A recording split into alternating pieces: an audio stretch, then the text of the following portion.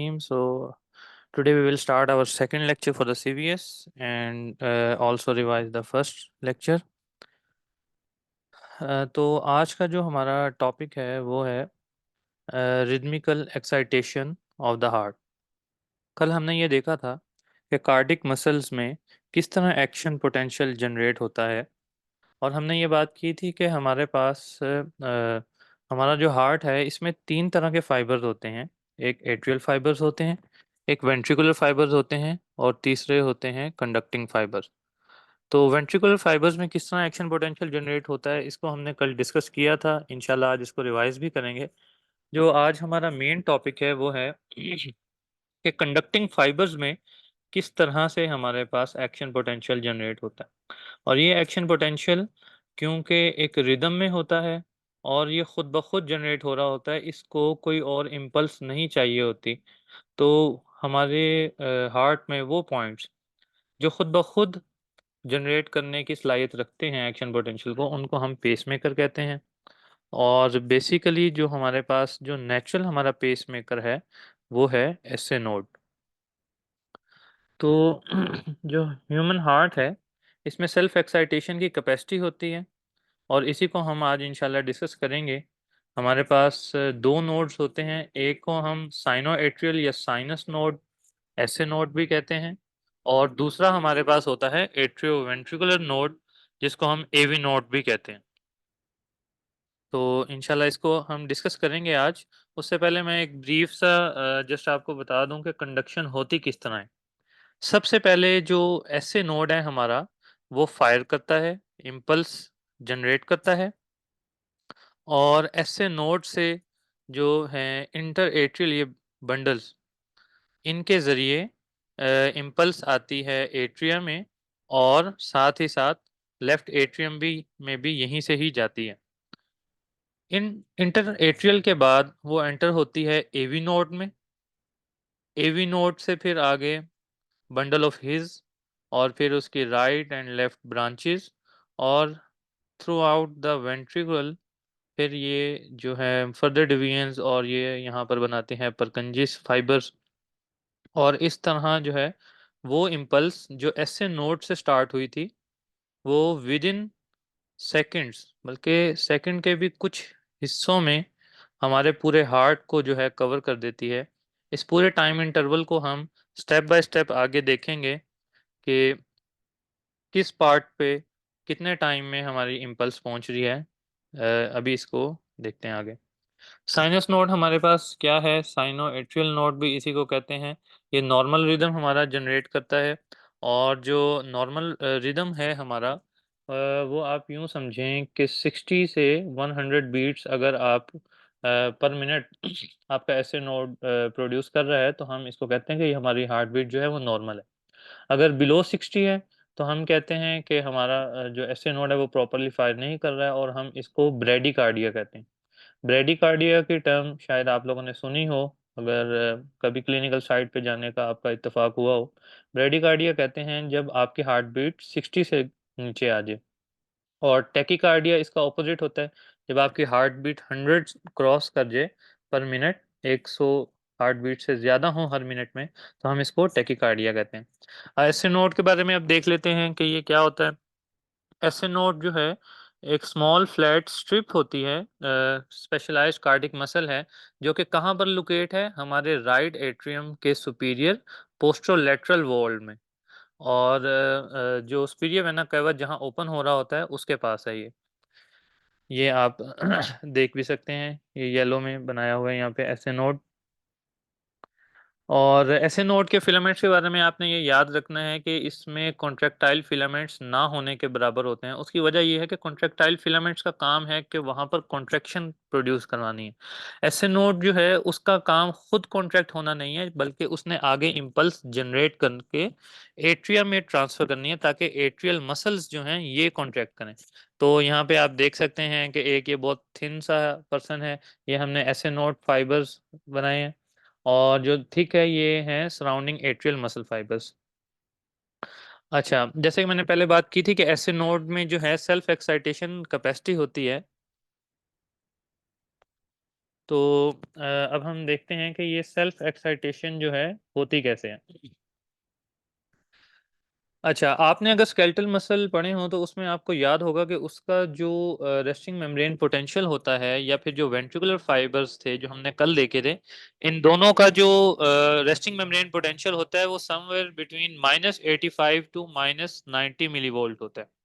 जबकि हमारा जो एसए नोड है, जो हमारा पेसमेकर है, इसका जो रेस्टिंग मेम्ब्रेन पोटेंशियल होता है वो लेस नेगेटिव होता है, यानी कि -55 टू -60 मिलीवोल्ट, ये पहले ही लेस है। अच्छा, फिर हमने कल 3 तरह के चैनल्स पढ़े थे। एक हमने पढ़े थे फास्ट सोडियम चैनल्स और कैल्शियम चैनल्स, और हमारे पास थे पोटेशियम चैनल्स।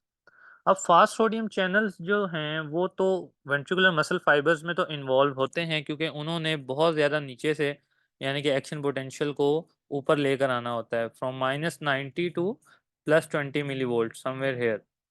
लेकिन हमारा जो पेस मेकर है इसमें fast sodium channels although present तो होते हैं, बट इस पोटेंशियल पे वो क्लोज होते हैं, इनएक्टिव होते हैं। तो यहाँ पर आपने याद रखना है कि हमारे पेस मेकर में जो फास्ट सोडियम चैनल्स हैं इनका कोई प्रॉपर रोल नहीं है। अब होता क्या है कि आपका जो पोटेंशियल है, रेस्टिंग मेम्ब्रेन पोटेंशियल, वो यहाँ कहीं पर है, -55 टू -60। अब ये जो हमारा एसए नोड है इसमें अल्लाह ताला ने एक खासियत ये रखी है कि इसमें कुछ लीकी चैनल्स हैं, और उन लीकी चैनल्स की वजह से एक करंट प्रोड्यूस होता है जिस टर्म को हम कहते हैं फनी करंट। अच्छा, अब होता क्या है कि जो एक्स्ट्रा सेलुलर लेवल पर जो हमारे पास सोडियम और कैल्शियम है, वो कॉन्टिन्यूसली इन लीकी चैनल्स की मदद से अंदर आ रहा होता है। जब सोडियम का अंदर इन्फ्लक्स होता है तो आपको पता है सोडियम एक पॉजिटिव आयन है, इसी तरह कैल्शियम भी पॉजिटिव आयन है। जब ये आयन्स अंदर आते हैं तो हमारा एक्शन पोटेंशियल जो है वो थोड़ा पॉजिटिविटी की तरफ जाता है, और जैसे ही ये -40 को अचीव करता है तो यहाँ पर क्या होता है कि जो हमारे स्लो कैल्शियम चैनल्स थे, voltage gated slow calcium channels, वो ओपन हो जाते हैं और कैल्शियम का अंदर इन्फ्लक्स होता है। जैसे ही कैल्शियम अंदर आता है तो आपको पता है कैल्शियम क्या है, एक पॉजिटिव आयन है। जब भी एक्स्ट्रा सेलुलर लेवल से इंट्रासेलुलरली एक पॉजिटिव आयन आएगा तो सेल के अंदर क्या होगा, पॉजिटिविटी जनरेट होगी, और जैसे ये पॉजिटिविटी जनरेट होगी तो आपको यहाँ पर एक एक्शन पोटेंशियल जनरेट होता हुआ मिलेगा, जो तकरीबन 0 मिली वोल्ट या इससे कुछ ऊपर। हमने वेंट्रिकुलर फाइबर में देखा था कि ये तकरीबन +20 तक जाता है, लेकिन जो एसए नोड का है फाइबर, वो +20 तक नहीं जाता, बल्कि समवेयर बिटवीन 0 मिलीवॉल्ट टू थोड़ा-सा इससे ऊपर, इससे ज़्यादा नहीं। अब यहाँ पर क्या होगा कि आपके ज़हन में एक सवाल आ सकता है कि अगर तो लीकी चैनल्स शुरू ही से हमारे पास थे पहले से, तो ऐसा क्यों नहीं हुआ कि ये कॉन्टिन्यूअसली जो है डीपोलराइज़ होता रहता और ऊपर चला जाता और ऊपर चला जाता? तो हम इसको भी जो है अभी देखते हैं। तो यहाँ तक आपको समझ आई है बात कि कैसे हमारे पास जो है पोटेंशियल 0 मिलीवोल्ट तक गया? येस और नो? Okay, thank you. अच्छा जी। ये सारी चीज़ें हमने देख ली हैं कि रेस्टिंग मेम्ब्रेन पोटेंशियल जो है ये 3 चैनल्स भी अभी हमने डिस्कस किए हैं, fast sodium channels, L type calcium channels और पोटेशियम चैनल्स। अच्छा, अब यहाँ पर होता क्या है कि यहाँ पे हमने अचीव तो कर लिया एक्शन पोटेंशियल अपना। अब हमने इसको वापस भी तो लेके आना है ना, रिपोलराइज़ भी करना है। तो यहाँ पर क्या होगा, जो हमारा कैल्शियम चैनल था, वो अब यहाँ पर आकर क्लोज़ हो गया। कैल्शियम चैनल क्लोज़ हुआ, और आपको पता है पोटेशियम चैनल ने जो है यहाँ पर आकर ओपन हो जाता है, जैसे कि बाकी सेल्स में भी होता है। अब पोटेशियम चैनल के ओपन हो जाने की वजह से जो हमारा पोटेशियम आयन है वो बाहर की तरफ जा रहा है। अब पॉजिटिव आयन क्योंकि सेल से बाहर निकल रहा है, इसलिए ये देखें हमारे पास अब फिर से नेगेटिविटी अचीव हो जाएगी और एक स्टेट आएगी कि हम हाइपर रिपोलराइजेशन की तरफ आ जाएँगे। यानी कि हमारा जो सेल है वो -55 से भी थोड़ा-सा नीचे आएगा, -60 तक आएगा और फिर रुक जाएगा। अब यहाँ पर आप ये सोच सकते हैं कि अगर पोटेशियम चैनल ओपन हो गए हैं, तो ये दोबारा से इसको हाइपर रिपोलराइज़ करते-करते -85 या -90 तक क्यों नहीं लेके जाते?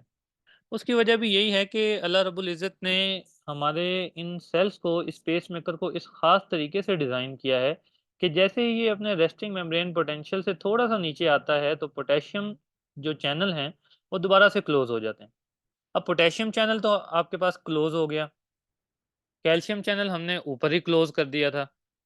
अब यहाँ पर हमारे पास कोई भी चैनल जो है वो एक्टिवली पार्टिसिपेट नहीं कर रहा, वोल्टेज गेटेड कोई भी चैनल।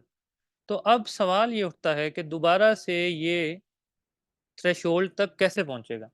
तो हमने जो शुरू में बात डिस्कस की थी कि हमारे पास यहाँ पे कुछ फ़नी करंट प्रोड्यूस होते हैं due to some leaky channel. अब लीकी चैनल तो प्रोड्यूस हैं ही, लीकी चैनल तो मौजूद हैं ही, और इसी वजह से आप ये देखते हैं कि जो वेंट्रिकुलर फाइबर है, इसमें एकदम से आपके पास जंप आता है। क्यों? क्योंकि वोल्टेज गेटेड सोडियम चैनल जो है वो यकदम ओपन होता है, सारे सोडियम अंदर की तरफ आने की कोशिश करते हैं।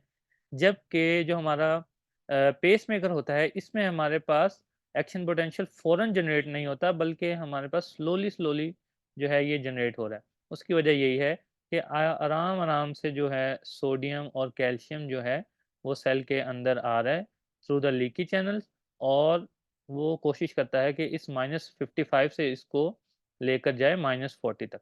और अब जैसे ही ये -40 को अचीव करेगा, दोबारा से कैल्शियम चैनल ओपन होंगे, यहाँ पर कैल्शियम चैनल क्लोज़ हो जाएँगे, पोटेशियम चैनल ओपन होंगे, पोटेशियम चैनल यहाँ पर क्लोज़ हो जाएँगे हाइपर रिपोलराइज़ेशन में, दोबारा से फ़नी करंट प्रोड्यूस होगा और दोबारा इसको फिर लेकर जाएगा थ्रेशोल्ड तक, एंड अगेन सो ऑन। इसमें आपने देखा कि हमें किसी भी एक्सटर्नल स्टिमुलस की ज़रूरत नहीं पड़ी।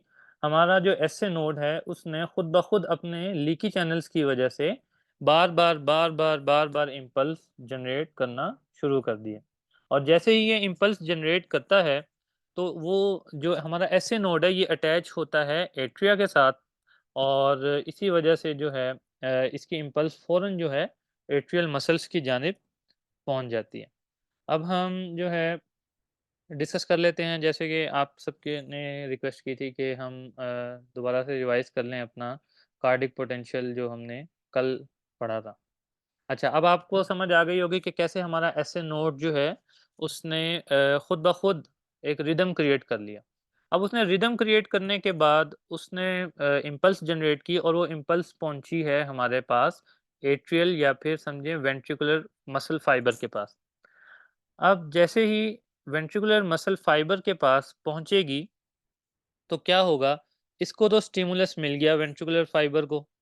अब क्या होगा, ये -80 से ऊपर की तरफ इसका भी पोटेंशियल जनरेट होना शुरू हो जाएगा। उसकी क्या वजह है कि जैसे ही आपके पास ऐसे नोड की तरफ से आया इम्पल्स, तो उसके रिस्पॉन्स में हमारे पास यहाँ पे जो फास्ट सोडियम चैनल्स थे वो ओपन हो गए।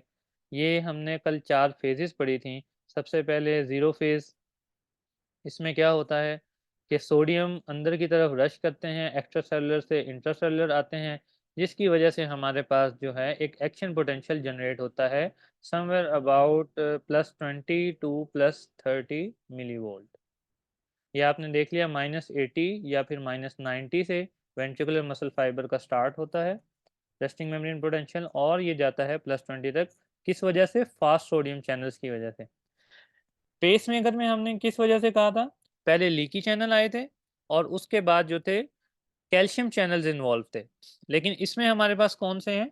इसमें हमारे पास हैं फास्ट सोडियम चैनल्स। अब जैसे ही हम इस +20 या +30 को अचीव करते हैं, तो हमारा सोडियम चैनल जो है यहाँ पर क्लोज़ हो जाता है, और क्या होता है, हमारा पोटेशियम चैनल यहाँ पर ओपन हो जाता है। पोटेशियम चैनल के ओपन हो जाने की वजह से हमारे फ़ेज़ 1 स्टार्ट होता है, और हमारे पास फ़ौरन थोड़ा-सा ड्रॉप आता है हमारे एक्शन पोटेंशियल में। दोबारा से हम रिपोलराइज़ेशन की तरफ आते हैं, क्योंकि अब जो है पोटेशियम आयन ये सेल से बाहर निकल रहा है। आपको पता है, जब पॉज़िटिव आयन बाहर जाएगा, दोबारा से नेगेटिविटी क्रिएट होगी। तो नेगेटिविटी क्रिएट होने की वजह से थोड़ी-सी ये कर्व जो है ये नीचे को आती है, but at the same time हमारे पास क्या होता है, हमारे पास हमारे कुछ कैल्शियम चैनल्स होते हैं, वो ओपन हो जाते हैं। अब कैल्शियम चैनल्स के ओपन हो जाने की वजह से सेल के अंदर कैल्शियम का आयन आ रहा है और सेल से बाहर पोटेशियम का आयन तो पहले ही जा रहा है। एक पॉजिटिव आयन आ रहा है और एक जा रहा है, इसकी वजह से हम कुछ लम्हे के लिए 0.2 to 0.3 seconds we achieve somewhere static phase, जिसकी वजह से हमें ये फेज़ 2 देखने को मिलता है, जिसको हम प्लेटो कहते हैं। और ये कितना इम्पोर्टेंट है इसके बारे में हमने कल ही बात कर ली थी। आज फिर इसको जल्दी से मैं रिवाइज़ करूँ अगर, तो प्लेटो इसलिए इम्पोर्टेंट है क्योंकि कार्डियक मसल का सार्कोप्लाज़्मिक रेटिकुलम इतना अच्छा इवॉल्व नहीं हुआ हुआ। उसको कैल्शियम चाहिए ही चाहिए कहीं बाहर से, ताकि मसल अच्छे से कॉन्ट्रैक्ट हो सके। और दूसरी बात ये कि प्लेटो फेज़ हमारे पास इसलिए भी होता है ताकि कॉन्ट्रैक्शन को बढ़ाया जा सके। हमें ज़्यादा पावरफुल कॉन्ट्रैक्शन चाहिए हार्ट में, इसलिए प्लेटो फेज़ होता है। अच्छा, इसके बाद हमारे पास आता है थर्ड फेज़। उसमें क्या होता है कि एक लेवल के बाद आके हमारा कैल्शियम चैनल जो है अब ये क्लोज़ हो गया। अब सेल के अंदर कैल्शियम आ तो नहीं रहा, लेकिन सेल से पोटेशियम आयन बाहर निकल तो रहा है, जिसकी वजह से हमारे पास यहाँ पर एक ड्रॉप आ रहा होता है। दोबारा से हम नेगेटिविटी अचीव कर रहे होते हैं और इसको हम कहते हैं फेज़ 3। अच्छा, और लास्ट में हमारे पास फेज़ 4 होता है, जिसमें हम क्या करते हैं, दोबारा से रेस्टिंग मेम्ब्रेन पोटेंशियल यानी कि -90 को अचीव कर लेते हैं। उम्मीद है आपको जो है ये जो हमने बातें कल पढ़ी थी, आज फिर से रिवाइज़ कर दी हैं, इसको आपने समझ लिया होगा। जल्दी से इनको रिवाइज़ करते हैं ताकि हम अपने मेन टॉपिक की तरफ वापस आएँ। फेज़ 0 में क्या है, एक्सटर्नल स्टिमुलस आया, कहाँ से आया? एसए नोड से आ सकता है, एवी नोड से आ सकता है, उसको हम आगे अभी देखते हैं। अच्छा, वोल्टेज गेटेड सोडियम चैनल खुल गया, सोडियम अंदर आया, इंट्रासेल्युलर डीपोलराइजेशन हुई, मेम्ब्रेन की कंडक्टिविटी बढ़ गई सोडियम आयन के लिए और हमने अचीव किया +20 से +30 मिलीवोल्ट। फेज़ 1 में हमने क्या किया था कि मेम्ब्रेन रिपोलराइज़ हुई थी फ़ौरन से, क्योंकि सोडियम आयन चैनल क्लोज़ हो गया था और पोटेशियम आयन चैनल खुल गया था। और फेज़ 2 प्लेटो में क्या हुआ था, प्लेटो फेज़ में हमारे पास कैल्शियम आयन चैनल ओपन हो गए थे, जिसकी वजह से एक पोटेशियम आयन जा रहा था और एक कैल्शियम आयन अंदर को आ रहा था, यानी कि एक पॉजिटिव आयन आ रहा और एक पॉजिटिव आयन जा रहा था। नेट इफ़ेक्ट कुछ देर के लिए हमारे पास एक स्टैटिक सा आ गया था, ना हम डिपोलराइज़ेशन की तरफ जा रहे थे और ना ही रिपोलराइज़ेशन की तरफ। फेज़ 3 में क्या हुआ था कि कैल्शियम आयन चैनल जो है वो क्लोज़ हो गए थे और पोटेशियम आयन चैनल क्योंकि ओपन थे, तो हम दोबारा से रिपोलराइज़ेशन की तरफ जा रहे थे और फेज़ 4 में हमने अपना रेस्टिंग मेम्ब्रेन पोटेंशियल जो है अचीव कर लिया था। Okay, coming back to our SA node and AV node. अब ये आपने यहाँ पे 2 डायग्राम्स देख लेनी है कि एसए नोड में हमारे पास किस तरह से अचीव हो रहा है। थोड़ा-सा पहले हमारे पास टाइम लगता है, फिर लीकी करंट की वजह से, और उसके बाद जब जैसे ही कैल्शियम आयन चैनल खुलते हैं, फ़ौरन से एक रैपिड कर्व आती है, वो क्लोज़ हो जाते हैं। पोटेशियम की वजह से दोबारा ड्रॉप आता है और यहाँ पे हम दोबारा रेस्टिंग मेम्ब्रेन पोटेंशियल को अचीव करते हैं और फिर वही लीकी चैनल्स हमारी मदद करते हैं, दोबारा से रिदम बनता है, कैल्शियम चैनल ओपन होते हैं and again so on and so on. और यहाँ वेंट्रिकुलर मसल में आपने देख लेना कि एक दफ़ा जैसे ही चैनल ओपन हुआ, तो यकदम से आपके पास एक सीधी कर्व आ गई। ये डिफरेंस आपने बच्चों याद रखना है कि यहाँ पे हमारे पास फ़ौरन से कर्व नहीं आ रही, क्योंकि ये ड्रॉ करने को भी आता है और आपने लाज़मी ये ड्रॉ करना है। और यहाँ पे हमारे पास एक रैपिड कर्व आती है। चलें जी। सेल्फ एक्साइटेशन की क्या वजह थी? Sodium ions from outside normally tend to leak to the inside, वही जो हमने लीकी चैनल्स की बात की है, ये सारी वही बातें हैं। दोबारा से हम देख लेते हैं इसको। ये बार-बार बताने का मकसद यही है ताकि आप लोगों को अच्छे से ज़हन नशीन हो जाए कि हमने क्या बात की। यहाँ पे इन्फ्लक्स हुआ सोडियम और कैल्शियम का, और फिर रैपिड इन्फ्लक्स कैल्शियम का हुआ एल टाइप चैनल्स की वजह से, फिर आउटफ्लो हो गया पोटाशियम का एंड सो ऑन। अच्छा जी, ये अब आपने याद रखनी है कि हमारे जो है मदद किसने की है, एक तो सॉल्ट ने और दूसरा कैल्शियम ने। ठीक हो गया। अच्छा, अब वो बात जो मैंने पहले की थी कि ऐसा क्यों नहीं होता कि अगर हमारे पास अचीव हो रहा है पॉजिटिव पोटेंशियल, तो हम इसको ज़्यादा ज़्यादा ज़्यादा ज़्यादा अचीव क्यों नहीं कर पाते, हालांकि हमारे पास लीकी चैनल तो ओपन है। उसकी वजह यही होती है कि हमारे पास जो कैल्शियम आयन है जो हमारा होता है कैल्शियम आयन चैनल, वो 100 टू 150 मिली सेकेंड्स के बाद क्लोज हो जाता है। यही वजह थी। ओके, एक्शन पोटेंशियल तकरीबन हमने जो है सारा स्टडी कर लिया है। अब हम जो है आते हैं ऐसे नोड के बाद आगे क्या होता है, आगे की कहानी की तरफ आते हैं अब। ऐसे नोड के बाद हमारे पास आए इंटरनोडल पाथवेज। इंटरनोडल पाथवेज आपने याद रखने हैं, हमारे पास तीन है, एंटीरियर, पोस्टीरियर और मिडल। इनका काम क्या होता है, ये पूरे एट्रियम में जो है हमारे पास एक्शन पोटेंशियल को सेपरेट करवाते हैं। ठीक हो गया। इनकी वेलोसिटी क्या है, 0.3 मीटर पर सेकंड। और जो इसके स्मॉल बैंड्स हैं उन इनकी जो है स्पीड वो है 1 मीटर पर सेकंड की। अच्छा, यहाँ एक और फाइबर है जिसका मैं लाजमी जिक्र करना चाहूँगा। ये आप देखेंगे ऐसे नोड की तरफ से एक और ये फाइबर आ रहा है, इसको हम कहते हैं बैकमैन्स बंडल। बैकमैन्स बंडल का काम ये होता है कि ऐसे नोड तो क्योंकि हमारे पास है राइट एट्रियम में, तो राइट एट्रियम से जो है इम्पल्स जानी है लेफ्ट एट्रियम में भी। तो लेफ्ट एट्रियम में जाती है बैकमैन बंडल्स की वजह से, और ये बंडल फिर आगे फर्दर डिवाइड हो रहे होते हैं। तो ताकि हमारे लेफ्ट एट्रियम को भी उसी टाइम में डीपोलराइज किया जा सके। ये तीन ट्रैक्स थे जो अभी जिनका मैंने नाम लिया, एक एंटीरियर इंटरनोडल ट्रैक और दूसरा मिडल इंटरनोडल। इनको इंटरनोडल भी इसलिए कह रहे हैं क्योंकि ये दो नोड्स के दरमियान है। ऊपर हमारे पास एसए नोड पड़ा हुआ है और नीचे हमारे पास जो है वो एवी नोड है, और एक हमारे पास ये मिडल इंटरनोडल ट्रैक आ गया। ठीक है जी। अब कॉज क्या है हमारे पास रैपिड वेलोसिटी का, conduction in this band is the presence of specialised conduction fibres. ये जो हमारे फाइबर्स हैं ये स्पेशलाइज्ड हैं, अल्लाह रब्बुल इज़्ज़त ने ऐसा डिज़ाइन किया है कि जैसे ही ये इम्पल्स रिसीव करें ऐसे नोड से फ़ौरन आगे पहुंचा दें।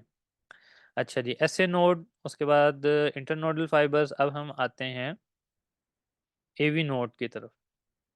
तो हमारा अगला नोड है वो है एवी नोड। अब एवी नोड जो है ये भी हमारे पास ट्राइकस्पिड जो वॉल्व है उसके नीचे राइट एट्रियम के पास ही पड़ा हुआ मिलता है। एवी नोड का जो काम है ना, इसके दो तीन बहुत अहम रोल हैं, उसको भी हम इंशाल्लाह आहिस्ता आहिस्ता डिस्कस करते हैं। एट्रियल कंडक्टिव सिस्टम जो है ना, ये अल्लाह ताला ने ऐसा डिज़ाइन किया है कि जो आपकी इम्पल्स है वो एट्रिया में तो फ़ौरन पहुंच जाए, लेकिन उसको वेंट्रिकल्स में पहुंचते हुए थोड़ा टाइम लगे। अब इसकी वजह क्या है, कोई आपको समझ आती है कि डिले क्यों होगा? एनीवन जो कोई मैसेज करना चाहे कि क्यों एट्रिया में तो फ़ौरन इम्पल्स पहुंचती है लेकिन वेंट्रिकल में हम इसको थोड़ा डिले करवाते हैं?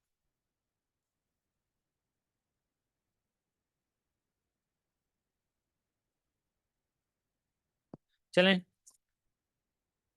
हाँ, ये एक हमारे पास आया है जवाब, so that the all blood would flow to ventricle. अच्छा, ये आपका बहुत अच्छा जवाब है, इसमें मैं जो है कुछ चीज़ें ऐड भी करूँगा इसमें। अच्छा, एट्रिया में और अगर वेंट्रिकल में इकट्ठे ही आपके पास अगर इम्पल्स चली जाए और वो दोनों इकट्ठे ही कॉन्ट्रैक्ट करें तो आपका हार्ट सही से कॉन्ट्रैक्ट कैसे करेगा? यानी कि एट्रिया ने कॉन्ट्रैक्ट करना है, उसके बाद जाके आपके वेंट्रिकल्स ने एट्रिया कॉन्ट्रैक्ट करेगा तो वेंट्रिकल्स में ब्लड आएगा। और वेंट्रिकल जो है जब कॉन्ट्रैक्ट करेगा तो ही तो हमारे जो ब्लड है वो सारे हमारी बॉडी में जा सकेगा। अब अगर सेम टाइम पे दोनों ही कॉन्ट्रैक्ट कर जाएं तो फिर हमारा ब्लड जो है वो कैसे जाएगा, मतलब वो तो प्रॉपर अभी वेंट्रिकल्स फिल ही नहीं होंगे और वो प्री मैच्योर कॉन्ट्रैक्शन जो है वो आने लग जाएगी। चलें, अब हम इसको भी डिस्कस करते हैं।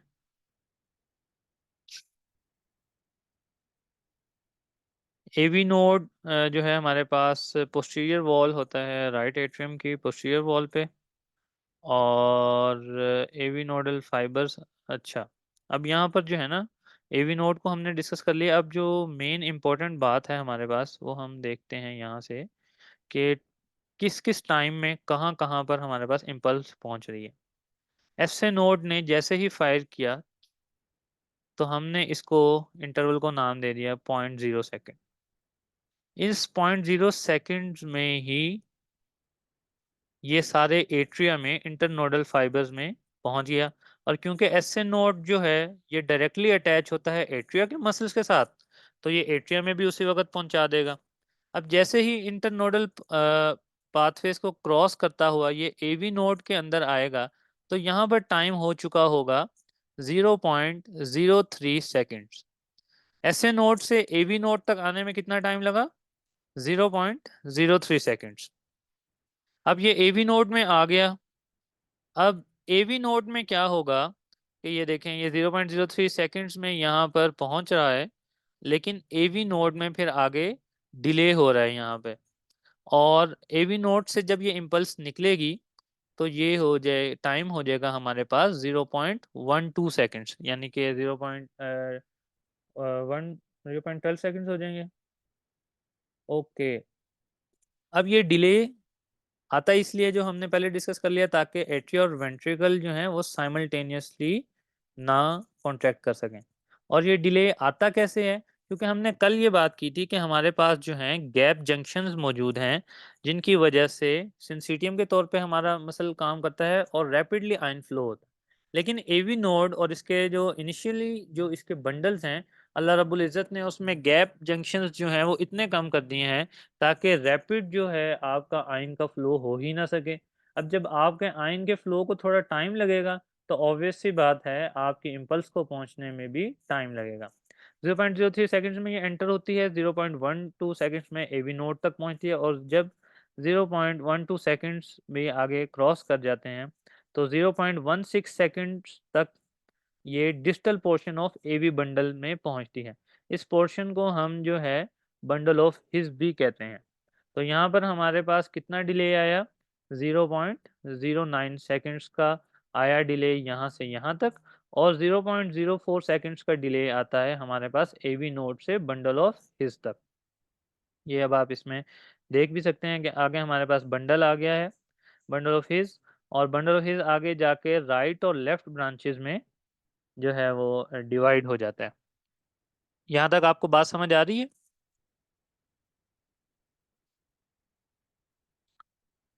अच्छा जी। अब am I audible? Okay, thank you. अच्छा जी, तो अब 0.16 सेकंड्स हो चुके हैं और बंडल ऑफ हिस के राइट और लेफ्ट ब्रांचेस में आपके पास आपकी इम्पल्स जो है वो पहुंच चुकी है।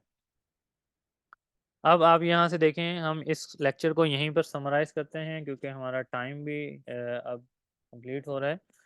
एसए नोड ने फायर किया 0.0 सेकंड्स।